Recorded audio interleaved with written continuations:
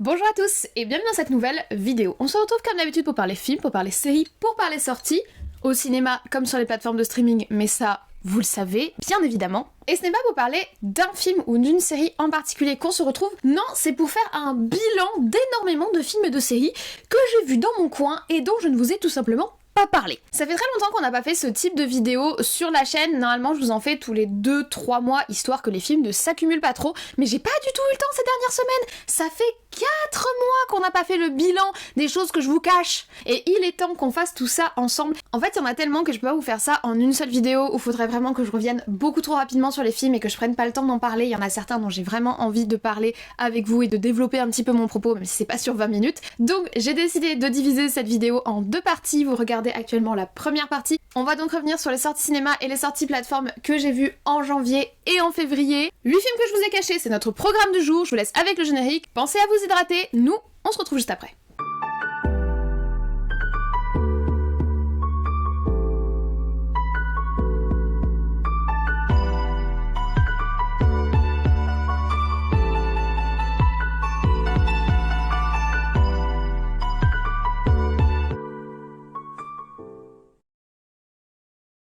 Notre premier film est un film sur lequel on m'a pas mal demandé de retour au mois de janvier, mais il y avait clairement pas assez de matière pour vous faire une longue vidéo dessus. C'est le film Projet Wolf Hunting. Le film dure 2h01, il est de type action, horreur et SF, et il a été proposé en France par le même distributeur que le film The Sadness, et c'est pour cette raison d'ailleurs qu'il était dans très peu de salles. Moi j'ai eu la chance d'aller le voir dans un cinéma qui est à côté de chez moi, qui ne proposait que 5 séances. C'est pas forcément un film qui était facile à voir, et pourtant c'est un film que j'ai trouvé assez intéressant. Le film se passe en Corée et on va suivre un groupe de criminels extrêmement dangereux qui avaient fui le pays et que la Corée essaye de rapatrier sur le territoire coréen pour qu'ils soient jugés. Ils ont déjà essayé de faire ça par l'avion, mais il y avait eu un attentat, c'était super mal passé. Du coup cette fois-ci ils ont décidé d'affréter un bateau entier pour transporter ces dangereux criminels. En soi la menace est déjà énorme puisqu'ils rassemblent sur le bateau un groupe entier de criminels qui sont gardés par quelques policiers, mais en plus se cache au cœur du navire un mystère qui trouve ses racines dans la Seconde Guerre mondiale et qui va mettre tout le monde en danger, innocent comme criminel. J'ai trouvé le film extrêmement sympathique. Il y a un petit côté origine Wolverine, il y a un petit côté X-Men, il y a un petit côté guerre froide. De ce côté-là, j'ai trouvé ça très intéressant et le scénario m'a vraiment surprise parce que je m'attendais plutôt à voir un espèce de film, les méchants contre les gentils dans un bateau au milieu de la mer, et ça va bien au-delà de ça. Le côté gore est très splash-splash sans partout, loin d'être réaliste, du coup personnellement j'ai pas trouvé ça particulièrement terrifiant. Après ça passait quand même très bien et c'est sympatoche. Moi j'aime bien les films qui vont à fond dans leur concept et là pour le coup, au niveau des effets spéciaux, ils ont mis des caisses. Je pense notamment à la cascade de sang dans les escaliers du bateau. Tu vois que clairement il y a eu de l'investissement sur le litre d'hémoglobine. Le principal problème du film c'est que si la première partie est pleine de suspense, tu sais pas trop ce qui se cache dans le bateau, tu sais pas trop d'où va venir la menace, une fois qu'on a eu la révélation c'est plus une longue course-poursuite où on tue les gens les uns après les autres, toujours de la même façon en plus, et la fin est un petit peu répétitive. C'est dommage parce que l'ouverture qu'ils proposent du coup à la fin du film est intéressante et ça aurait été plus sympa je pense de donner plus de temps pour voir cet écho là potentiel et donc une potentielle suite plutôt que de se tartiner une heure entière de mise à mort qui clairement je vous le dis ça se répète. Mais si vous aimez les films gore un peu SF basés sur des complots de guerre froide, franchement laissez-vous tenter. Après clairement si le sang c'est pas votre truc et l'exagération non plus, ce film n'est pas pour vous. On continue avec un film qui est sorti le 22 février 2023 dans nos salles. Il dure 1h55, c'est un thriller et c'est plus ou moins la suite, du moins le même concept qu'un film que vous avez peut-être vu en 2018 qui s'intitulait Searching, portée disparue. Si vous avez jamais vu le film de 2018, il est actuellement disponible sur Netflix. C'est un film donc avec un enlèvement, une personne qui est portée disparue. L'originalité du film, c'est que tout est tourné depuis les points de vue des appareils électroniques qu'utilisent les personnages. Par exemple, la caméra de mon téléphone que j'ai juste devant moi, le scrolling, les messages, conversation webcam, conversation FaceTime si vous avez Apple, votre écran d'ordinateur avec vos recherches. En fait, on ne voit quasiment jamais les acteurs et le point de vue, c'est le point de vue des machines, le point de vue de leurs écrans. C'est très original, c'est très sympathique. Et ce concept de 2018 a donc été repris cette année dans le film Missing, disparition inquiétante. Alors attention, les deux films Searching et Missing ne sont pas du tout liés au niveau des histoires, ce sont des personnages et des intrigues complètement différentes. Par contre le concept est exactement le même et fonctionne toujours aussi bien. J'ai vraiment beaucoup aimé retrouver ce point de vue des écrans qui est super efficace je trouve et qui est étonnamment immersif. Faut dire que maintenant les écrans, les recherches web, Google, les espèces de vidéoconf, etc. ça fait complètement partie de notre quotidien et le fait d'utiliser ça pour créer l'angoisse de l'enquête, c'est vraiment pertinent. Si vous avez vu aucun des deux films, franchement je vous recommande les deux. En plus ils ont réussi l'exploit de rendre ce second film tout aussi intéressant que le premier en prenant une histoire complètement différente et des personnages complètement différents. J'ai pas de préférence, je trouve que les deux sont pertinents. Le petit rajout dans ce second opus Missing, c'est qu'en plus on est sur une intrigue qui se passe à l'international avec la barrière de la langue, avec du coup la barrière de la monnaie qui change, le fait de pas pouvoir intervenir directement sur place, etc. Donc ça j'ai trouvé que ça rajoutait un petit piment supplémentaire. Si vous n'avez jamais vu aucun des deux films, je vous recommande les deux, franchement le concept est génial. Si vous avez vu Searching, je pense que vous allez adorer Missing, donc ne passez pas à côté. Troisième film dont j'avais très envie de vous parler, c'est un film japonais qui dure 2h07, qui est sorti le 25 janvier 2023 et qu'à la base je ne comptais pas du tout voir. J'avais même pas particulièrement remarqué sa sortie, c'était pas un film sur lequel je m'étais retournée, j'avais vu passer la bande-annonce vite fait mais sans plus. Et en fait c'est Twitter qui m'a convaincue d'aller découvrir ce film au cinéma et je remercie franchement les gens qui en ont parlé en bien sur les réseaux parce que c'est le bouche à oreille qui a fait que je suis tombée sur cette petite pépite feel good. Je vous parle bien évidemment du film La famille Asada. On n'est pas du tout sur un genre que j'affectionne puisque c'est un film de type drame familial, c'est pas du tout ma cam à la base, mais moi je dirais plutôt que c'est un feel good movie familial. Il y a rien de particulièrement dramatique, on va suivre le parcours de vie d'un photographe, d'un jeune photographe qui galère à se lancer dans sa carrière et en fait on va voir son évolution à travers son évolution juste à lui, mais aussi celle de sa famille et les relations qu'ils entretiennent avec sa famille. Le film est sorti en 2020 au Japon et il avait reçu un très bon accueil, d'autant plus que, chose que je ne savais pas quand j'ai découvert le film et que j'ai découvert plus tard, il est inspiré de la vraie vie du vrai photographe Masashi Asada et surtout de ses albums de photos dans lesquels il raconte son parcours en tant que photographe et surtout sa relation à sa famille, à ses parents, à son frère et comment ça s'est allié à sa pratique de la photographie et à sa relation avec la photographie. Le film est drôle, le film est touchant, j'ai pleuré, j'ai ri, j'ai souri, j'ai été émue, j'ai eu l'impression d'être adoptée par cette famille. C'est un super feel good movie. Si vous ne l'avez pas vu et que vous en avez l'occasion, je vous le recommande vraiment parce que c'était une surprise. Je ne comptais pas aller le voir, je ne savais pas vraiment à quoi m'attendre, j'ai eu des retours positifs et j'ai passé 2 heures, le sourire aux lèvres, à être touchée sincèrement par cette histoire et touchée sincèrement par cette famille. C'est vraiment un super film. En quatrième proposition, on continue avec un film que cette fois-ci j'attendais beaucoup, notamment parce qu'on y retrouve Hugh Jackman que j'apprécie énormément en tant qu'acteur, et surtout c'est un film qui était réalisé par Florian Zeller, et Florian Zeller il a réalisé The Father qui est un film ultra bouleversant, qui m'a ravagée, je l'ai d'ailleurs pas revu depuis que je l'ai vu au cinéma parce qu'il m'a énormément et presque beaucoup trop touchée. Et là c'était son nouveau film, donc le casting plus le fait de retrouver ce réal, j'étais à fond et j'ai été assez déçue. Vous l'avez peut-être déjà deviné mais je vous parle du film The Son, il dure 2h03, il est sorti le 1er mars 2023 et c'est donc un film de type dramatique comme le précédent film du réal The Father.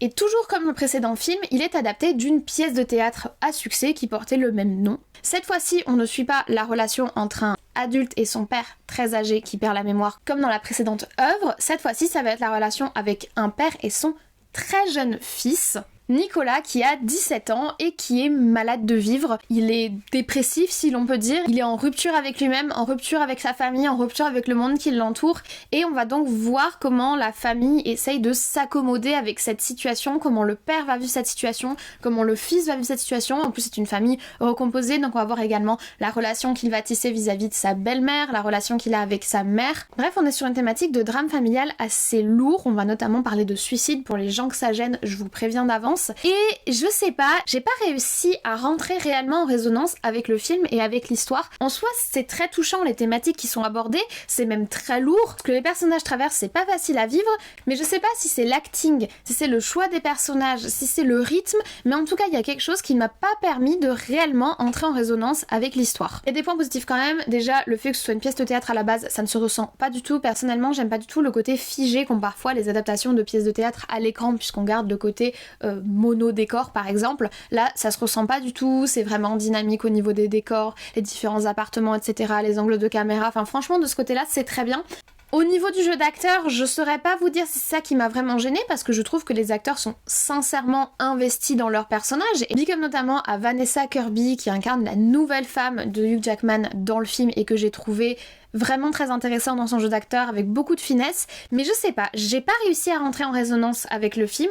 La fin m'a beaucoup déroutée, la façon dont on présente le truc, ça m'a vraiment perturbée. En fait, je pense que je suis passée complètement à côté. Je suis restée à côté de la plaque. Le film est plutôt bien réalisé en somme, mais la magie n'a pas opéré comme elle avait opéré pour le film The Father, où j'avais été juste ravagée du début à la fin. Là, je suis restée assez froide et ça a été d'ailleurs assez décevant. Donc est-ce que je vous recommande le film? Oui, si vous avez envie de découvrir la nouvelle histoire de ce réalisateur, et peut-être que vous, ça va vous toucher, mais moi, je suis restée complètement à côté. On continue avec un film qui cette fois-ci n'est pas une sortie cinéma, mais un film qui est disponible sur la plateforme Disney+, et qu'on m'a beaucoup recommandé, c'est le film Empty Man. Je vous en avais parlé, je vous avais dit que je ne l'avais pas vu quand on avait traité la série de Guillermo del Toro, Le cabinet de curiosité, puisque un des épisodes était réalisé par le réalisateur de Empty Man, et que ce film lui avait permis de se faire remarquer, et beaucoup d'entre vous m'ont dit que c'était un film d'horreur super cool, donc j'avoue, je me suis laissé tenter. Le film dure 2h17, et il était donc sorti en 2020, plus précisément le 23 octobre 2020. Il s'ouvre sur un groupe d'amis qui randonnent en montagne et qui vont se retrouver confrontés à une espèce d'entité plus ou moins démoniaque, ou du moins pas très sympathique. Et cette phase en montagne, je l'ai trouvée géniale au niveau de l'ambiance, au niveau des décors, au niveau de la créature, au niveau sonore, au niveau des regards, de l'acting, enfin vraiment toute cette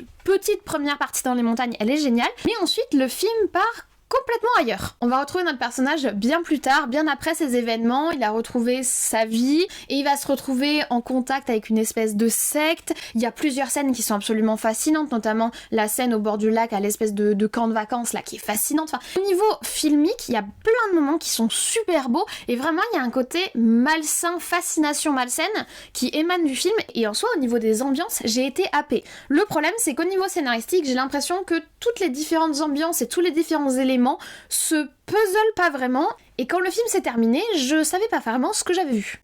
Au niveau horrifique, j'ai pas trouvé le film particulièrement terrifiant, à part les premières scènes dans la montagne, et j'ai d'ailleurs regretté que le côté horrifique se maintienne pas plus. La scène dans le camp de vacances est pas mal angoissante, mais c'est plus une angoisse d'ambiance qu'un côté vraiment, on va dire, horrible. Mais c'est surtout le scénario et le mauvais ficelage du scénario qui m'a gênée, ce qui n'enlève pas du tout aux qualités du réal, qui sont aussi remarquées dans son épisode du cabinet de curiosité. C'est vraiment quelqu'un qui a un regard très intéressant et qui arrive à créer des ambiances.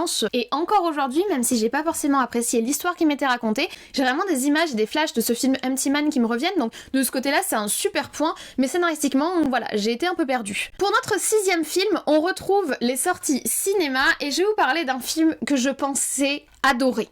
J'y allais avec des attentes monumentales, je suis honnête avec vous, je sais qu'il y a tout le débat, il faut pas avoir d'attentes, il faut en avoir, machin. C'était même pas malgré moi, j'avais des attentes monumentales parce que c'était le film qui allait marquer le retour de Brendan Fraser au cinéma, un film pour lequel on avait eu de super échos, un film réalisé par Darren Aronofsky qui a fait certains des meilleurs films de ces dernières années. Je pense notamment à Black Swan en 2010 avec Natalie Portman qui était juste incroyable. Je pense bien sûr à notre traumatisme à tous, Requiem for a Dream. Mais il a aussi fait des films qui m'ont beaucoup moins convaincue. En 2008 par exemple, The Wrestler avec Mickey Rourke, ou encore le très étrange film Mother en 2017 qui m'a laissé complètement sur le carreau. J'ai pas du tout aimé la proposition.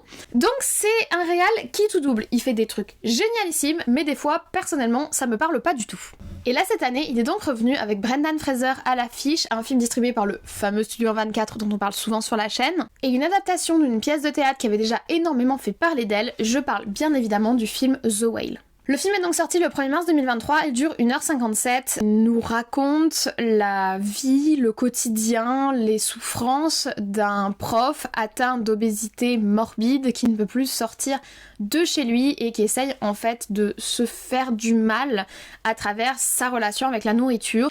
J'ai trouvé le film absolument horrible.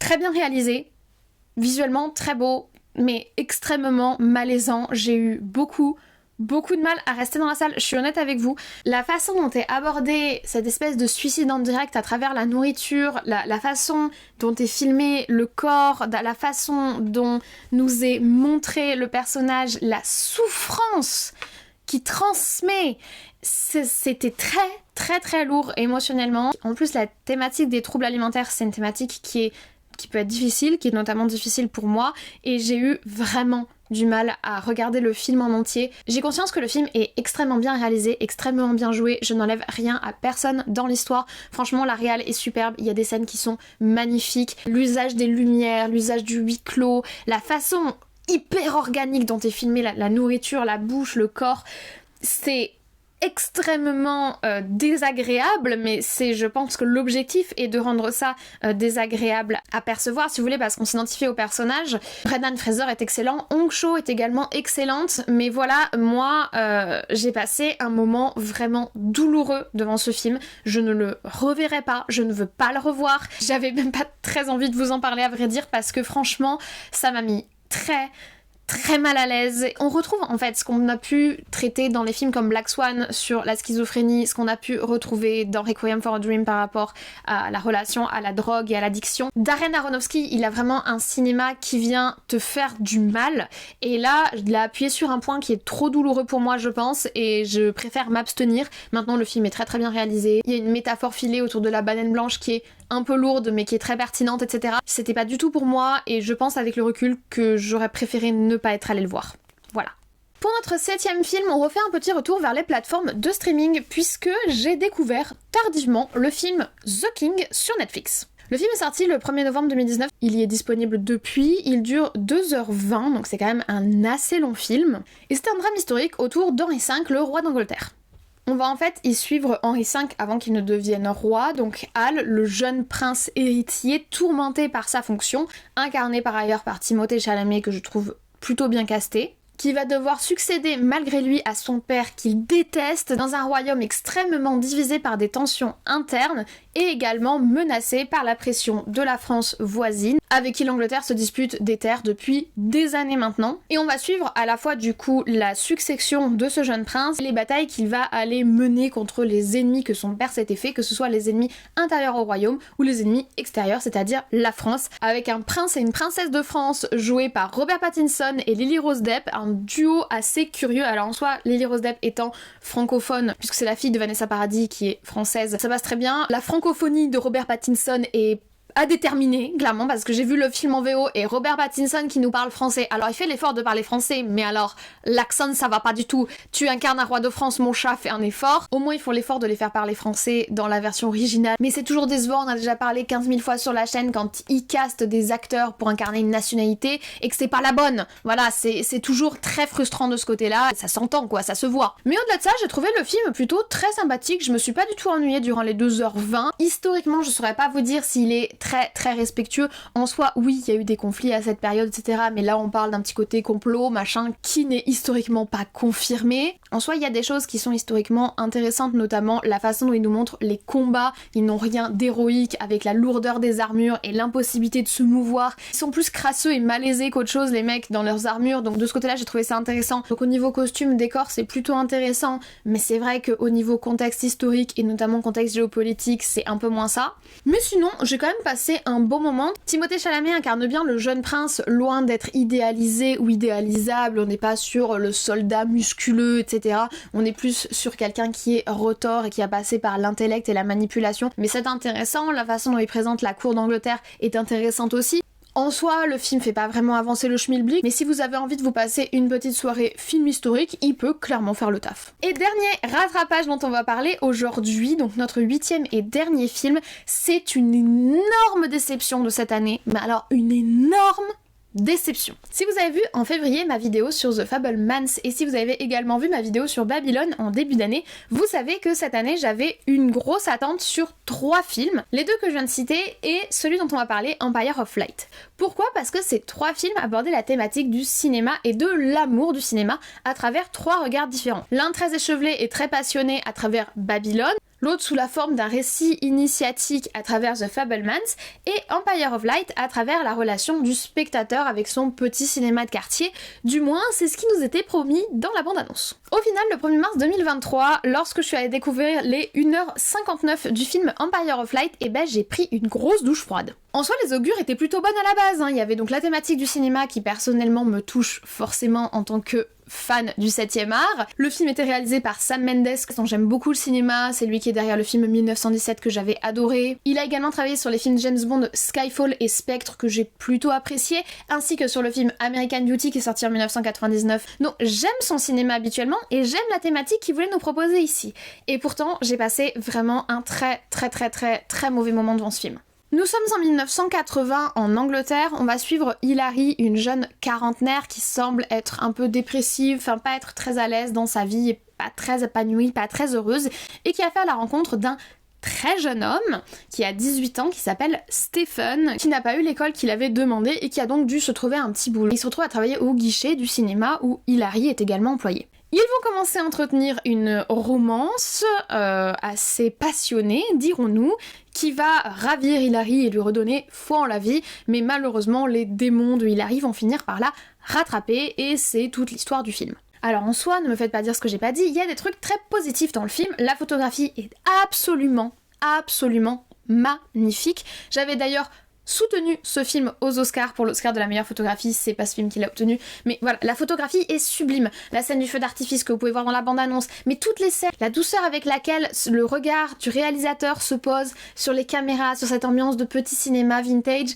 c'est très beau, la douceur avec laquelle il filme les visages, l'émotionnalité qu'il arrive à mettre dans plein de scènes, les reflets, les lumières, bref. La photographie est magnifique, la bande sonore est plutôt sympathique. L'acting de Olivia Colman est au top. On retrouve d'ailleurs également Colin Firth et Toby Jones que j'aime beaucoup et qui jouent également très bien. Non, ce qui m'a dérangé n'est pas du tout là. Ce qui m'a dérangé, c'est le scénario. C'est l'histoire qu'on nous raconte. On nous parle d'une relation entre une femme de 40 ans et un jeune garçon qui vient à peine d'atteindre la majorité et on nous présente ça comme l'éclair, la lumière dans la vie de cette femme. Si les rôles des personnages étaient inversés, le film aurait fait scandale, absolument scandale.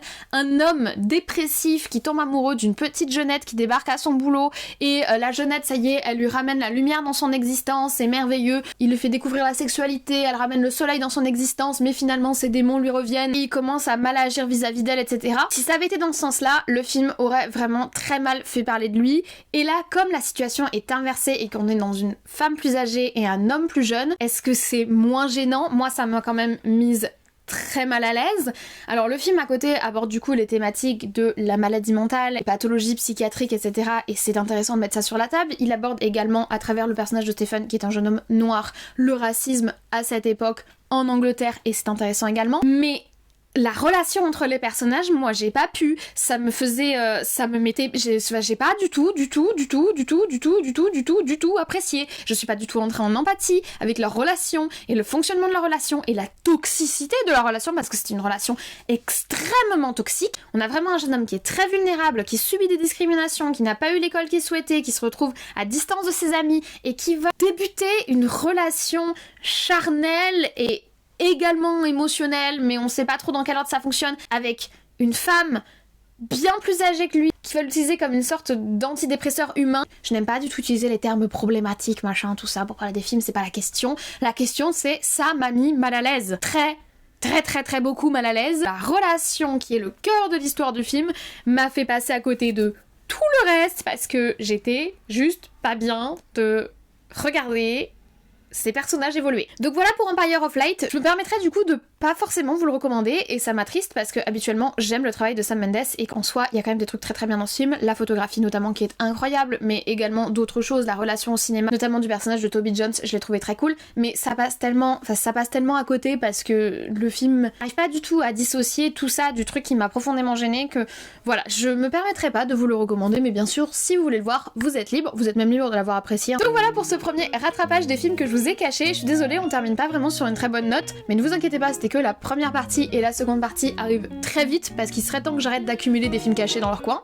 Si vous avez apprécié la vidéo, n'hésitez pas à la récompenser d'un petit like, ça fait plaisir, ça me soutient dans ce que je fais et ça me donne le smile, mais surtout, n'hésitez pas à commenter juste en dessous, à me dire si vous avez vu les différents films, est-ce que vous les avez appréciés ou pas, notamment Empire of Light, Empty Man que vous m'aviez recommandé pour certains, The Whale qui a fait beaucoup parler de lui, dites-moi si vous aussi vous avez eu ce mal-être devant le film, ça m'a vraiment attristé parce que j'ai conscience que le film était très bon, mais voilà, j'ai pas réussi à rentrer dedans. Est-ce que peut-être vous avez déjà vu Churching, le film de 2018, et envie de découvrir Missing? Ou encore, est-ce que vous avez pleuré et rigolé devant la famille Asada? Dites-moi tout ça en commentaire, je les lis tous et j'y réponds dès que j'ai le temps. Si ce n'est pas encore le cas, vous pouvez également vous abonner, c'est juste en dessous, c'est gratuit, ça fait plaisir et ça vous permettra, si vous activez la cloche, d'être prévenu des futures sorties de vidéos. Moi je ne vous embête pas plus, je vous souhaite dès à présent une très bonne journée, une très bonne semaine, de très bon visionnage.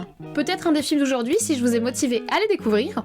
Comme toujours, prenez soin de vous et nous on se dit à très vite.